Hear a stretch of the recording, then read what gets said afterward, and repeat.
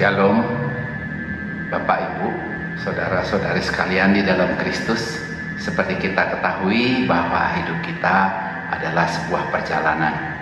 Perjalanan itu tidak selalu mulus, tidak selalu lancar, dan tidak selalu rata. Tapi kita mempunyai tujuan dalam perjalanan hidup kita yang sama, yaitu seperti yang dikehendaki Tuhan, supaya kita bisa hidup kekal di dalam surga. Tapi sayangnya banyak di antara kita tidak mengenali Sang Bapa itu melalui Yesus Kristus. Seperti kisah dua orang murid yang dalam perjalanan ke Emmaus, mereka berjalan bersama Kristus, tetapi mereka tidak mengenali Dia. Sesampainya mereka di Emmaus, ketika Yesus memecah-mecahkan roti dan mengucap syukur, barulah mereka mengenali Dia. Lalu mereka berkata satu sama lain, "Bukankah hati kita berkobar-kobar ketika Dia menjelaskan tentang kitab suci kepada kita?" Lalu apa yang terjadi? Mereka berbalik arah, mereka berjalan kembali ke tempat asal mereka. Demikian pula di dalam hidup kita karena tidak mengenali Dia, kita banyak memilih jalan yang kurang tepat. Seperti kata Santo Hieronymus, tidak mengenal Alkitab berarti tidak mengenal Kristus. Bagaimana kita tidak mengenal Kristus? Bagaimana kita bisa mengenali kehendak Kristus di dalam hidup kita? Untuk itu, marilah kita belajar kitab suci di dalam Angela Merici Biblical Center ini, sehingga kita bisa mengenal sabda-sabda Tuhan dan mengenal Kristus secara pribadi, sehingga kita bisa sampai tujuan perjalanan hidup kita, yaitu kehidupan kekal di surga. Kita akan mulainya dengan surat kepada orang Ibrani. Sebenarnya kursus ini sudah berjalan terus, bergulir terus. Cuman karena ada pandemi, maka pada saat kita sampai pada surat kepada orang Ibrani, maka itu di stop. Maka itu pengajaran online ini dimulai dengan surat kepada orang Ibrani. Tapi nggak usah takut, dimana kita mulai, kita tetap akan sampai. Karena ini akan bergulir terus, dan semua buku, semua surat akan dibahas. Marilah kita mendengarkan apa yang disampaikan oleh pembimbing kita, yaitu Suster Emmanuel Gunanto OSU. Selamat malam.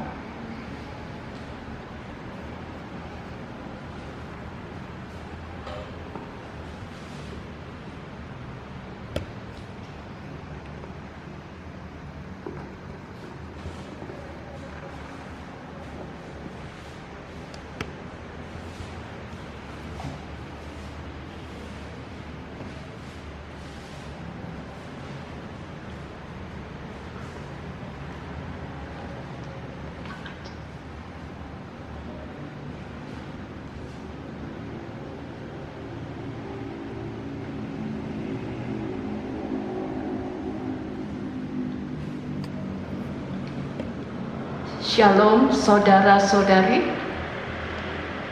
Kita akan membahas surat kepada orang Ibrani. Judul tambahan boleh dikatakan Kristus Imam Agung, perantara sejati surga dan dunia. Tadi dikatakan surat kepada orang Ibrani. Kita bertanya, apakah ini surat? Karena bentuknya tidak seperti surat, melainkan lebih merupakan khotbah, ulasan, dan imbauan ketimbang surat. Kita lihat pada awalnya, biasanya surat Paulus diawali dengan dari kepada. Di sini tidak ada, langsung setelah, pada zaman dahulu, dan seterusnya. Kita bertanya berikut, siapa penulisnya? Dulu orang beranggapan penulisnya adalah Paulus. Tetapi setelah dipelajari, kok lain sekali gayanya dengan surat-surat Paulus lainnya. Jadi orang membuat dugaan lain, mungkin Timotius murid Paulus yang mengunjungi dia di penjara. Mungkin juga Aquila atau Priscilla. Kita tidak tahu, tapi yang pasti ini ada dalam kitab suci dan ini merupakan buku yang diresmikan sebagai sabda Tuhan. Kapan surat ini ditulis? Mungkin tahun 70 sesudah Masehi, sebelum Bait Allah di Yerusalem dihancurkan. Karena memang dalam surat ini diceritakan tentang kurban-kurban rasanya masih utuh, tetapi mungkin juga sesudahnya, berarti antara tahun 70 dan 90. Ya, surat ini ditujukan kepada siapa? Tadi dikatakan kepada orang Ibrani. Mereka adalah orang Kristen Yahudi. Di antaranya ada orang Lewi dan para imam. Tentu bukan imam Katolik, tapi imam Yahudi. Mereka percaya pada Kristus dan dibaptis. Nah, setelah beberapa tahun timbul keraguan, ada yang patah semangat, ada yang kecewa. Mengapa? Ya, nanti akan dibahas dalam surat ini. Mereka, para pembaca itu mahir dalam kitab suci Perjanjian Lama, maka tidak dapat diragukan bahwa mereka itu orang Kristen Yahudi. Juga ada dugaan bahwa surat ini ditulis dalam bahasa Ibrani sebelum kemudian diterjemahkan ke dalam bahasa Yunani, dan bahasa Yunaninya sangat indah. Ya, kita lihat ada masalah apa dalam para pembaca itu sehingga surat ini ditulis. Menjadi Kristen artinya kontrak mati, karena orang Kristen dianiaya baik oleh orang Yahudi Ortodoks maupun kemudian oleh orang Roma. Jadi mereka menghadapi penganiayaan, dan itu bukan hal yang enteng, bukan hal yang gampang. Kemudian ada juga keraguan. Katanya kerajaan Allah, atau banyak yang mengharapkan bahwa kerajaan Israel akan dipulihkan, yaitu seperti di masa Daud ketika kerajaan Israel sangat jaya. Kapan kejayaan itu bisa kembali? Belum juga, mereka terus masih dijajah oleh orang Roma. Kemudian ada hal lain lagi. Mereka mengharapkan Kristus cepat kembali. Tapi sudah beberapa tahun ini, puluhan tahun bahkan, Kristus belum juga kembali. Lalu, tadi dikatakan banyak di antara pembaca adalah orang Lewi dan para imam. Mereka ini terlibat dalam ibadah Yahudi, dan ibadah Yahudi sangat meriah. Sedangkan ibadat Kristiani kok sepi sekali, hanya perjamuan. Kalau ibadah Yahudi itu pakai tarian, ada kurban, mengantar kurban dengan nyanyian, dengan macam-macam instrumen. Waktu itu ibadah Kristiani masih belum ada, tidak seperti sekarang, kadang juga meriah juga. Ya. Nah, apa tujuan surat ini menghadapi segala masalah itu? Surat ini bertujuan untuk memberi semangat supaya bertekun dengan menunjukkan keunggulan Kristus dan keunggulan perjanjian baru dibandingkan dengan perjanjian lama. Mari kita telaah kemudian. Ya, kita mulai dari awal. Bagian pertama, bab 1 ayat 1 sampai 4. Judulnya sangat meyakinkan, yaitu Allah berfirman dulu dengan perantaraan para nabi. Sekarang Ia berfirman dengan perantaraan putranya. Itu di ayat di sini ayat 1. Setelah pada zaman dulu Allah berulang kali dan dalam berbagai cara berbicara kepada nenek moyang kita dengan perantaraan nabi-nabi. Tapi sekarang pada zaman akhir ini Ia telah berbicara kepada kita dengan perantaraan putranya. Oleh Dia daya Allah menjadikan alam semesta. Jadi enggak sebanding dengan nabi-nabi, para utusan Allah. Putranya ini, dia ikut menciptakan alam semesta. Dia adalah cahaya kemuliaan Allah dan gambar wujud Allah, dan menopang segala yang ada dengan firman-Nya yang penuh kuasa. Jadi ini ayat 1, 2, 3 sudah sangat-sangat meyakinkan. Ditambah lagi, ia duduk di sebelah kanan yang maha besar, di tempat yang tinggi, jauh lebih tinggi dari malaikat-malaikat, sama seperti nama yang dikaruniakan kepadanya jauh lebih indah daripada nama mereka, yaitu nama para malaikat. Sekarang kita berlanjut ke bagian berikut. Mau dijelaskan bahwa anak Allah lebih tinggi dari malaikat-malaikat. Ayat 5 sampai 12. Banyak kutipan diambil dari Mazmur. Seperti dikatakan tadi, bahwa ada banyak kutipan dari Perjanjian Lama. Kepada siapa di antara malaikat-malaikat pernah ia katakan, "Aku akan menjadi bapanya, dan ia akan menjadi putraku." Semua malaikat Allah harus menyembah Dia, menyembah Putra Allah. Tentang putra, tadi saya katakan anak, jadi anak sama dengan putra, tapi terakhir ini mereka lebih suka memakai kata putra. Tentang putra, ia berkata, "Takhtamu ya Allah tetap untuk seterusnya dan selamanya, dan tongkat kerajaanku adalah tongkat kebenaran."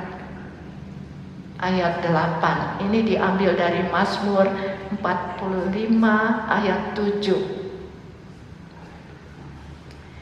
Dan kepada siapakah di antara malaikat itu ia berkata, "Duduklah di sebelah kananku, sampai kubuat musuh-musuhmu menjadi tumpuan kakimu." Dari Mazmur 111. Jadi tumpuan kakimu artinya tunduk kepadanya. Kemudian bagian yang berikut, bab 2 ayat 1 sampai 4. Karena itu, kita harus lebih teliti memperhatikan apa yang kita dengar, supaya jangan hanyut di bawah arus. Allah meneguhkan kesaksian mereka oleh tanda-tanda dan mukjizat-mukjizat, dan karena Roh Kudus yang dibagi-bagikannya menurut kehendaknya. Jadi karena putra itu lebih unggul dari para nabi, dari para malaikat, maka kita yang mendengar sabdanya patut mendengar dengan lebih banyak perhatian daripada dulu ketika kita mendengar nabi-nabi. Tadi dikatakan bahwa sang putra lebih tinggi dari malaikat-malaikat. Tapi dalam bagian berikut ini dikatakan Yesus seketika lebih rendah daripada malaikat-malaikat. Yaitu kapan dan bagaimana? Putra Allah menjadi manusia, dan sebagai manusia ia mengambil kodrat kita, dan sebagai manusia ia lebih rendah daripada malaikat. Untuk waktu yang singkat, dia dibuat sedikit lebih rendah daripada malaikat-malaikat. Oleh karena penderitaan maut, ia dimahkotai dengan kemuliaan dan hormat, supaya oleh kasih karunia Allah ia mengalami maut bagi semua orang. Kita manusia semua harus mengalami maut, Putra Allah juga. Dengan itu ia telah mengalahkan maut bagi kita. Ia yang menguduskan, dan mereka yang dikuduskan, yaitu kita, berasal dari satu pencipta yang sama, Allah. Maka ia tidak malu menyebut mereka saudara, yaitu kita. Jadi kita disebut saudara oleh Kristus. Mungkin kita ingat dalam Injil waktu Yesus berkata, dia sedang berbicara atau mengajar dalam sebuah rumah yang penuh sesak. Kemudian datang ibu dan saudara-saudaranya. Mereka katakan kepadanya, Tuhan, Guru, ibu dan saudara-saudaramu ada di luar. Ia tidak berkata, minggir, minggir, biar ibuku dan saudaraku lewat. Tidak. Ia berkata, siapa ibuku? Siapa saudaraku? Yaitu semua yang mendengarkan dan melakukan firman Allah. Jadi kita adalah saudara Kristus yang menjadi sama dengan mereka, supaya oleh kematiannya ia memusnahkan iblis yang berkuasa atas maut. Dalam Yesus ada kemenangan yang telah mengalahkan maut dan iblis bagi kita. Ia membebaskan mereka yang seumur hidupnya berada dalam perhambaan oleh karena takutnya kepada maut. Ya, siapa yang tidak takut pada maut ya? Tetapi dalam Kristus kita bisa mengalahkan maut itu. Karena maut bagi kita berarti hidup kekal bersama Dia. Sebab sesungguhnya bukan malaikat-malaikat, melainkan keturunan Abraham yang Ia kasihani. Keturunan Abraham bukan hanya orang Israel, tapi kita juga. Kita adalah keturunan Abraham dalam iman. Kita mewarisi iman Abraham. Ia menjadi imam besar yang menaruh belas kasihan dan yang setia kepada Allah untuk mendamaikan dosa seluruh bangsa. Sebab oleh karena Ia sendiri telah menderita karena pencobaan, maka Ia dapat menolong mereka yang dicobai. Itu bab 2 ayat 18, 17 dan 18. Ini indah sekali. Imam agung kita adalah imam yang menaruh belas kasihan. Dia telah menderita. Dia tahu apa rasanya menderita, maka Ia dapat menolong kita. Yesus lebih tinggi dari Musa. Tadi sudah dikatakan lebih tinggi dari nabi-nabi.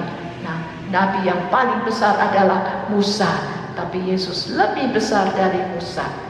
Ia dipandang layak mendapat kemuliaan lebih besar daripada Musa.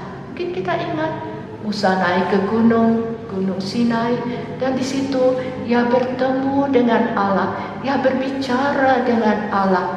Luar biasa. Nah, Yesus lebih dari itu. Sama, sini katakan sama seperti ahli bangunan, lebih dihormati daripada rumah yang dibangunnya. Nah, Musa setia sebagai pelayan. Bagaimanapun dia pelayan Allah, hamba Allah. Tapi Kristus setia sebagai putra yang mengepalai rumahnya. Rumahnya di sini adalah kita. Kita sering dikatakan kita tubuh Kristus. Gereja adalah rumah Allah, terdiri dari batu yang hidup, yaitu kita. Nah, kita sekarang diajak ke meninjau sejarah Israel. Bab 3 ayat 7 sampai 19. Pada hari ini, jika kamu mendengar suaranya, jangan keraskan hatimu seperti nenek moyangmu. Nenek moyangmu yang di padang gurun waktu mereka mengadakan perjalanan dari Mesir menuju ke tanah terjanji. Mereka selalu sesat hati. Mereka tidak mengenal jalanku, kata Allah. Mereka takkan masuk ke tempat perhentianku. Itu Mazmur 95. Tempat perhentianku, tempat perhentian Allah adalah tanah yang dijanjikan kepada umat Israel. karena mereka berdosa, mereka tidak sampai ke sana, angkatan itu yang berdosa. Suatu imbauan, waspadalah supaya di antara kamu jangan terdapat seorang yang hatinya jahat dan tak percaya karena murtad dari Allah yang hidup. Tapi nasihatilah seorang akan yang lain selama masih dapat dikatakan hari ini, supaya jangan ada di antara kamu yang menjadi tegar hatinya karena tipu daya dosa. Jadi tadi dari meninjau sejarah Israel ada nasihat untuk orang Israel jangan itu, tapi juga untuk kita sekarang. Kita diimbau jangan sampai kita murtad, supaya kita menasihati satu sama lain. Bagi kita pun ada hari ini, ada tempat istirahat, nanti akan kita lihat. Kita telah beroleh bagian dalam Kristus. Asal saja kita teguh berpegang sampai akhir pada kekayaan iman kita yang semula. Ya, iman kita kaya sekali, tapi kita juga perlu memeliharanya, karena kita dapat kehilangan iman itu. Siapa yang menimbulkan amarah Allah? Bukankah mereka yang tidak taat? Mereka tak dapat masuk karena tidak percaya. Ini orang Israel tadi di padang gurun. Hari perhentian yang disediakan Allah itu adalah bagian berikut, bab 4 ayat 1 sampai 13. Ya, saya langsung ke ayat 11. Baiklah kita berusaha untuk masuk ke dalam perhentian itu, supaya jangan seorang pun jatuh karena ikut contoh ketidaktaatan itu juga. Kalau nenek moyang kita dalam imannya itu orang Israel tidak taat, mereka tidak sampai ke tempat perhentian, kita juga bisa jatuh ke dalam cobaan itu. Bagi kita juga tersedia tempat perhentian, yaitu di rumah Bapa. Sebab ayat ini sangat terkenal, sering dikutip. Firman Allah hidup dan kuat dan lebih tajam dari pedang bermata dua manapun. Ia menusuk amat dalam sampai memisahkan jiwa dan roh. Ia sanggup membedakan pertimbangan dan pikiran hati kita. Sedikit sulit, maksudnya apa? Maksudnya sabda Allah adalah mengadili. Kita akan diadili oleh firman Allah, tapi juga menyelamatkan.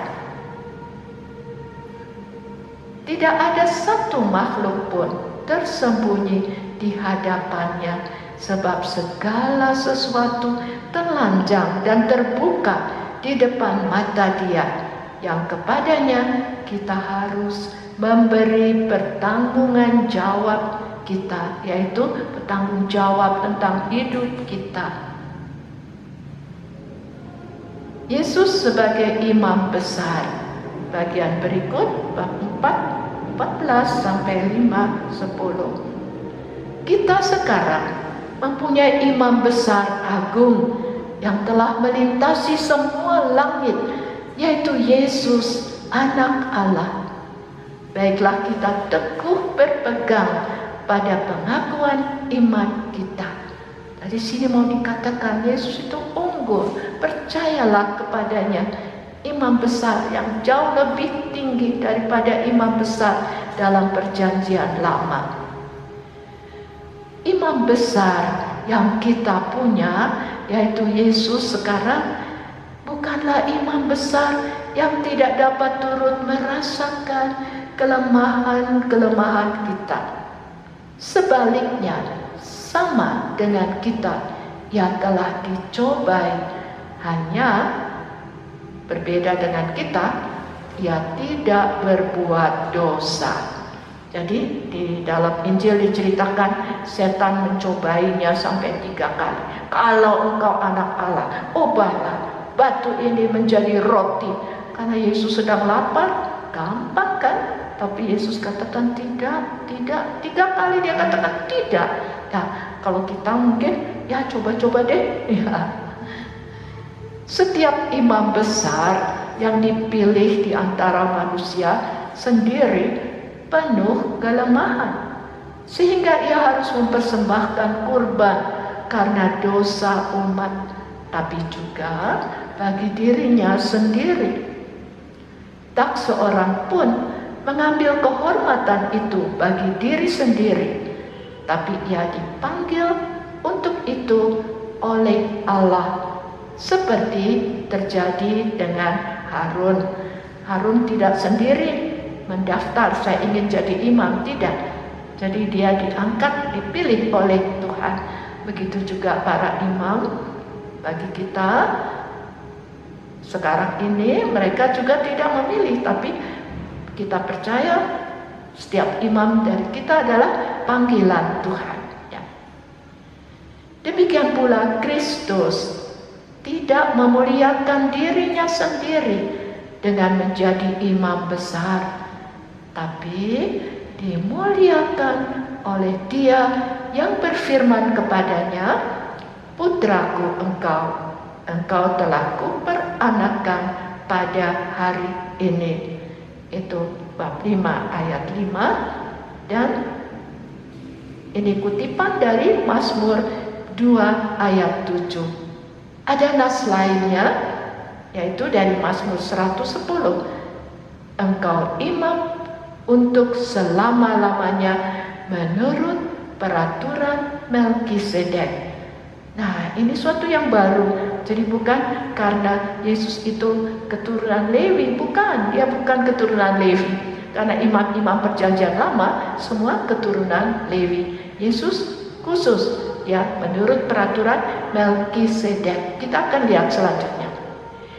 Dalam hidupnya sebagai manusia, ia telah mempersembahkan doa dan permohonan dan ratap tangis dan keluhan kepada Dia yang sanggup melepaskannya dari maut.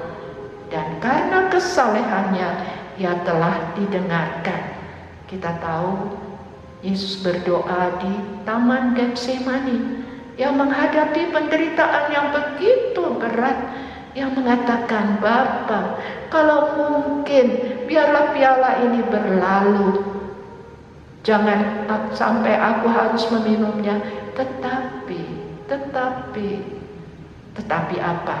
Bukan kehendakmu, melainkan kehendakmu lah, bukan kehendakku, melainkan kehendakmu lah yang terjadi." Berikut, sekalipun dia putra, dia telah belajar menjadi taat dari apa yang dideritanya. Dan sesudah ia mencapai kesempurnaannya, ia menjadi pokok keselamatan yang abadi bagi semua orang yang taat kepadanya. Dan ia dipanggil menjadi imam besar oleh Allah menurut peraturan Melkisedek. Sebentar kita akan lihat mengenai Melkisedek itu. Bagian berikut adalah peringatan supaya jangan murtad. Bab 5 ayat 11 sampai 6 ayat 8. Kamu lamban mendengar, seharusnya kamu menjadi pengajar, menjadi guru, tapi nyatanya kamu masih memerlukan susu, karena seperti anak kecil tidak memahami asas-asas pokok dari pernyataan Allah, ajaran tentang kebenaran. Mungkin waktu itu sudah ada katekismus, ajaran yang paling mendasar, paling pokok. Makanan keras adalah untuk orang-orang dewasa yang mempunyai panca indera yang terlatih untuk membedakan yang baik dari yang jahat. Jadi ini yang maksudnya adalah orang yang lebih dewasa dalam iman. Mereka sudah bisa lebih membedakan mana yang baik, mana yang buruk. Tidak terus pada ajaran yang pokok saja, tidak maju-maju. Sebab itu imbauan berikut ini. Marilah kita tinggalkan ajaran dasar tentang Kristus dan maju ke tingkat lebih dewasa tanpa mengulangi lagi pelajaran dasar tentang pertobatan dari perbuatan sia-sia, percaya kepada Allah, baptisan dan peletakan tangan, kebangkitan dari mati dan pengadilan kekal. Kita lihat dulu orang dibaptis itu masuk ke dalam sungai seperti Yesus juga. Di sini Filipus dengan orang Ethiopia masuk ke dalam sungai dibaptis. Mereka yang pernah diterangi hatinya, yang mendapat bagian dalam Roh Kudus, namun murtad lagi, tidak mungkin dibaharui sekali lagi sedemikian sehingga mereka bertobat, sebab mereka menyalibkan lagi anak Allah bagi diri mereka dan menghinanya di muka umum. Di sini dikatakan betapa jeleknya kalau orang sudah percaya tapi kok jadi murtad. Jadi itu sama dengan menyalibkan kembali Yesus. Tanah yang mengisap air hujan dan menghasilkan tumbuh-tumbuhan yang berguna menerima berkat Tuhan karena menghasilkan sayuran dan buah-buahan. Tapi jika tanah itu menghasilkan semak dan rumput duri, tidakkah ia berguna dan sudah dekat pada kutuk, yaitu pembakaran. Berikut kita diimbau supaya berpegang teguh pada pengharapan. Bab 6, 1-20. Namun demikian, kamu memiliki sesuatu yang baik. Tadi pendengarnya dicela bahwa mereka tuh pendengar yang lambat. Sekarang dipuji itu ada juga yang baik pada kamu, yang mengandung keselamatan. Sebab Allah tidak lupa akan pekerjaan-pekerjaanmu dan kasihmu oleh pelayananmu kepada orang-orang kudus yang masih kamu lakukan sampai sekarang. Jadi perbuatan baik apa yang mereka lakukan, yaitu perbuatan belas kasih, memberi derma kepada orang miskin, memberi makan dan sedekah pada orang miskinnya. Tapi kami ingin kamu menjadikan pengharapanmu milik yang pasti. Ini imbauan lagi. Kamu sudah berbuat baik, tapi hendaklah kamu punya pengharapan yang kuat. Karena tadi kita lihat mereka itu ragu-ragu, ya. Jadi ini pengharapan yang pasti sampai pada akhirnya, sampai terus bertekun sampai akhir, agar kamu jangan menjadi lambat, tetapi menjadi penurut mereka yang oleh kesabaran mendapat bagian dalam apa yang dijanjikan Allah. Allah memberi janjinya kepada Abraham, yaitu keturunan. Nah, darimu akan lahir keturunan yang banyak sekali seperti bintang di langit. Nah, Abraham menanti dengan sabar. Dia sudah tua, sudah 90 tahun, belum juga punya anak. Dan dengan demikian ia memperoleh apa yang dijanjikan kepadanya. Akhirnya di usia tua lahirlah Ishak. Kita yang mencari perlindungan beroleh dorongan yang kuat untuk menjangkau pengharapan yang terletak di depan kita. Pengharapan itu lambangnya sauh itu. Seperti kalau kapal mau berlabuh, ya melemparkan sauh supaya kapalnya tidak dibawa ombak. Pengharapan itu sauh yang kuat dan aman bagi jiwa kita yang dilabuhkan sampai ke belakang tabir, di mana Yesus telah masuk sebagai imam besar sampai selama-lamanya. Kita tahu bahwa di bait Allah ada bagian yang paling kudus adalah yang ruangan yang maha kudus, dan itu hanya boleh dimasuki oleh imam agung. Nah, Yesus ada di sana untuk selama-lamanya, bagian yang paling kudus. Kristus dan Melkisedek tadi sudah disebut 2 kali, sekarang dijelaskan siapa Melkisedek itu. Melkisedek adalah Raja Salem. Salem artinya Shalom, damai. Raja kebenaran, Raja damai, Imam Allah yang maha tinggi. Dia menyongsong Abraham ketika ia kembali dari mengalahkan raja-raja, dan Melkisedek itu memberkati dia, Abraham. Waktu itu Lot diculik oleh raja-raja yang bersekongkol, ada 10 raja. Lalu Abraham menyusul mereka untuk membebaskan Lot, dan dia berhasil. Maka sepulangnya ia disambut oleh Melkisedek, diberkati ya. Kepada Melkisedek, Abraham memberi 1/10 dari semuanya, dari semua yang ia dapat, yang miliknya, dari jarahannya. Melkisedek tidak berbapa, tidak beribu, tidak bersilsilah. Artinya tidak diceritakan dalam Alkitab siapa bapaknya, siapa ibunya, bagaimana silsilah. Ujuk-ujuk saja dia datang. Harinya tidak berawal dan hidupnya tidak berkesudahan. Tidak dikatakan kapan dia lahir, kapan dia mati.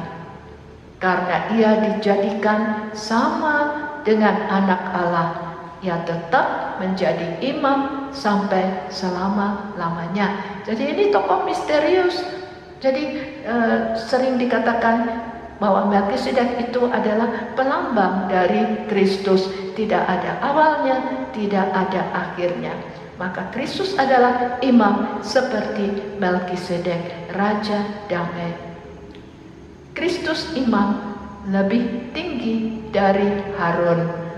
Harun adalah imam yang karena keturunannya dia diangkat oleh Tuhan, orang Lewi.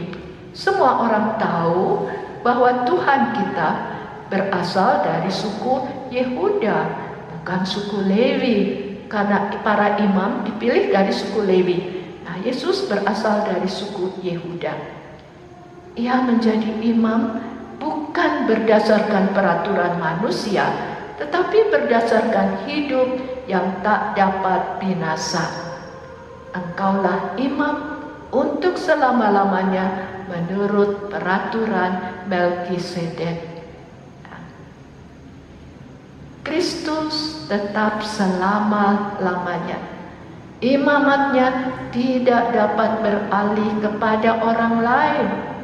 Karena itu, ia sanggup juga menyelamatkan dengan sempurna semua orang yang oleh dia datang kepada Allah.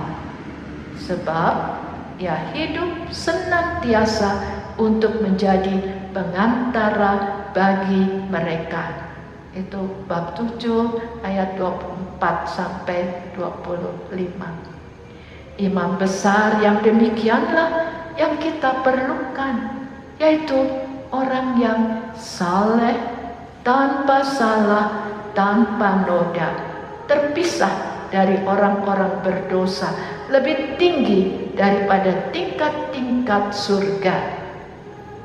Jadi Yesus memenuhi semua syarat itu yang kita harapkan dari seorang imam agung. Imam-imam besar lain setiap hari harus mempersembahkan kurban untuk dosanya sendiri dan untuk dosa umatnya. Kristus mempersembahkan kurban 1 kali saja untuk selama-lamanya, yaitu ketika ia mempersembahkan dirinya sendiri sebagai kurban. Ayat 27, ya, kurban salib 1 kali, persembahan 1 kali untuk selama-lamanya. Mari kita akhiri dengan doa penutup.